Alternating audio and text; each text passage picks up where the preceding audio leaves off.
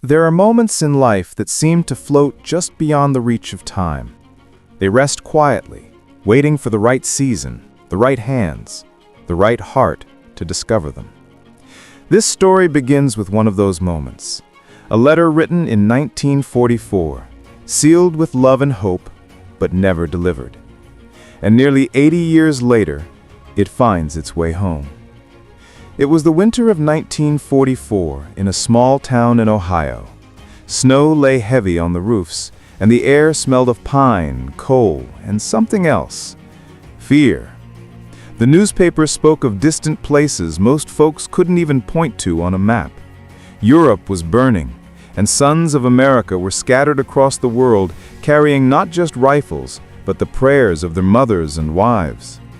Among them was a young man named William Carter. He was 22, tall, quiet, the kind of boy who helped his neighbors shovel snow without being asked.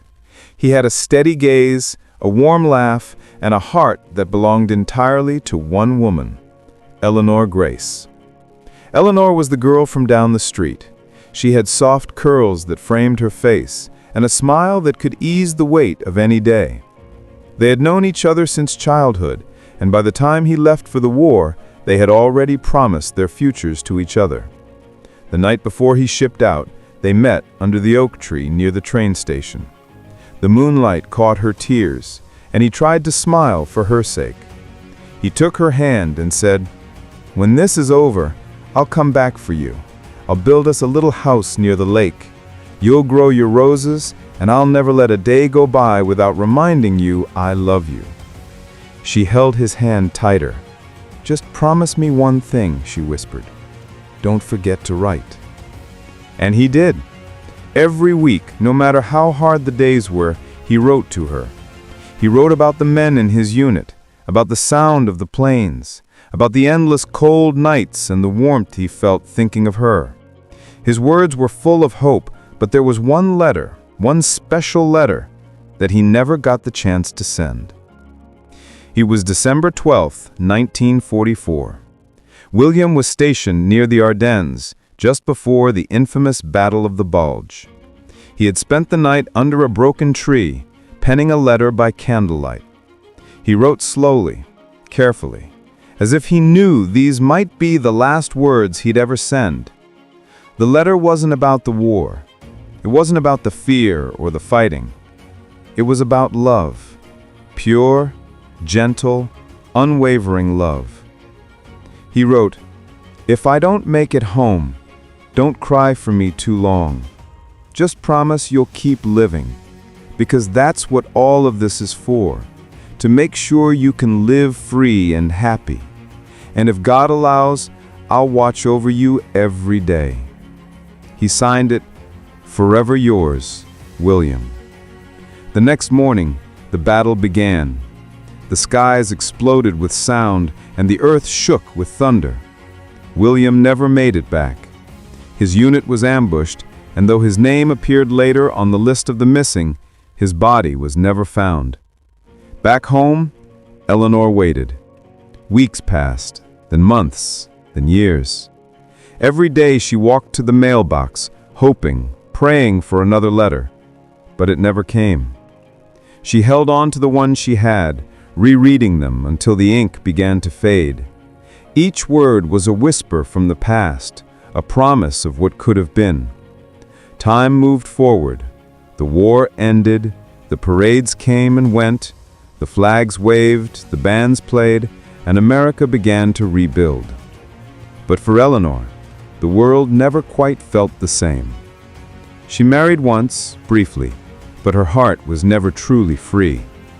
She lived a quiet life, teaching music at the local school, spending summers near the lake where she and William had dreamed of building a home. Every Memorial Day, she would visit the War Memorial, tracing his name with trembling fingers and whisper, "I still remember." Decades passed. The world changed. Men walked on the moon, cars became sleeker, televisions grew larger, and the town around her modernized. But Eleanor remained in her small house with the same lace curtains, the same worn-out rocking chair, and a heart still carrying a silent hope. By 2025, she was 99 years old, fragile but bright-eyed, living quietly in a nursing home in the same town where it all began. And somewhere, in an old, dusty postal storage building in Chicago, a worker named Michael was cataloging forgotten mail, parcels and letters lost through decades of mishandling, floods, and time. Most of them were yellowed, unreadable, eaten away by age. But one small envelope caught his attention. It was neatly sealed with a military postmark that read December 1944. The handwriting was careful, old-fashioned, and on the front it said simply, "To Miss Eleanor Grace, Willow Lane, Ohio." Michael turned it over in his hands, feeling something stir inside him. Out of curiosity, he carefully opened the letter and began to read. Within moments, his eyes filled with tears. The words were tender, raw, honest. Something pure from a time when love was handwritten and faith was unshakable. He didn't know who Eleanor was, or if she was even alive, but something in him said the letter had to reach her, even if it was 80 years too late. He searched the town records online, cross-referencing addresses, public records, and old directories. To his surprise, he found her, Eleanor Grace, now Eleanor Whitman, living in a care home not far from her old house. So, one sunny afternoon, Michael took a drive. The letter rested on the passenger seat beside him, like a sacred relic. When he arrived, a nurse greeted him warmly. "She doesn't get many visitors," she said softly, "but she loves company." Michael nodded, unsure what to say. He walked into the small, cozy room filled with sunlight and the faint sound of classical music.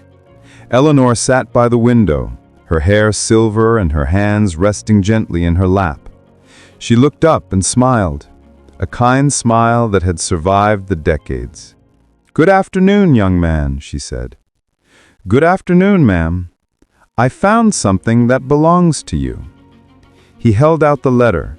Her hands trembled as she reached for it. Her eyes widened when she saw the handwriting, so familiar it almost made her heart stop. Slowly, she unfolded the letter, the paper delicate as memory. As she began to read, her lips parted and tears welled in her eyes. She whispered, "He wrote this before he... Oh my!" The room grew still. Even the sunlight seemed to hold its breath. She read each word slowly, tracing his handwriting with her fingertips, and then a small, peaceful smile appeared on her face. "He always kept his promises," she said softly. "He said he'd come back. Maybe this is how he did." Michael didn't know what to say. He just sat there quietly, feeling as though he was witnessing something sacred, the closing of a circle that had taken a lifetime to complete. After a long moment, Eleanor looked up at him and said, "Young man, would you like to hear a story?" She told him about William, about the train station, the oak tree, the laughter, the love. Her voice trembled, but her eyes shone with the light of a girl who had once believed in forever. When she finished, she placed the letter back in its envelope and handed it to Michael. "Keep it," she said. "Let it remind you that some things never fade. Not time, not distance, not even death." That evening, as Michael drove home, he kept thinking about her words. In a world filled with noise and hurry, that letter had somehow survived. Untouched, unbroken, undelivered, but never truly lost. It was as if the universe had waited for the right moment to remind someone that love, once given, never disappears. A few weeks later, Michael wrote an article about his experience for a local paper. He titled it, "The Letter That Never Arrived." The story spread across the internet, shared by thousands, touching hearts all across the country. Veterans' families wrote in, saying it reminded them of their fathers, brothers, and uncles who never came home. Younger people said it made them think about what real commitment means. At the nursing home, Eleanor received hundreds of letters from strangers thanking her for sharing her story. She couldn't respond to them all, but she smiled at every one, her heart full. She passed away peacefully the following spring, with William's last letter resting on her bedside table. Months later, Michael attended her memorial. The town gathered at the same oak tree where William had said goodbye all those years ago. The sun was setting, and a gentle breeze rustled the leaves. Michael stepped forward, holding the letter. "Some love stories," he said softly, "don't need happy endings. They just need time to find their way home." He placed the letter, and as he did, a small American flag fluttered nearby, reminding everyone present that love and duty often walk hand in hand. As the crowd dispersed, Michael stood there for a long time, looking up at the evening sky.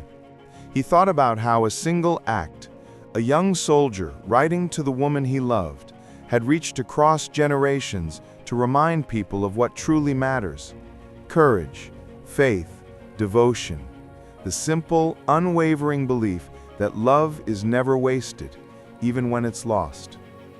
The story didn't end there. A few months later, a documentary producer contacted Michael. They wanted to make a short film about the letter and its journey. He agreed, not for fame, but because he believed that in telling this story, maybe a few hearts would heal. When the film finally aired, millions watched. Some cried, some smiled. Some called their loved ones just to say, "I love you." Across America, in living rooms, on porches, and in quiet nursing homes, people remembered what love used to sound like: slow, patient, handwritten. And somewhere beyond time, perhaps in a place where old souls finally meet again, William and Eleanor stood side by side, watching, smiling. Maybe they finally got their little house by the lake. Maybe she grew her roses and he kept his promise to never let a day go by without reminding her how much he loved her. The letter that never arrived had, at last, reached its destination.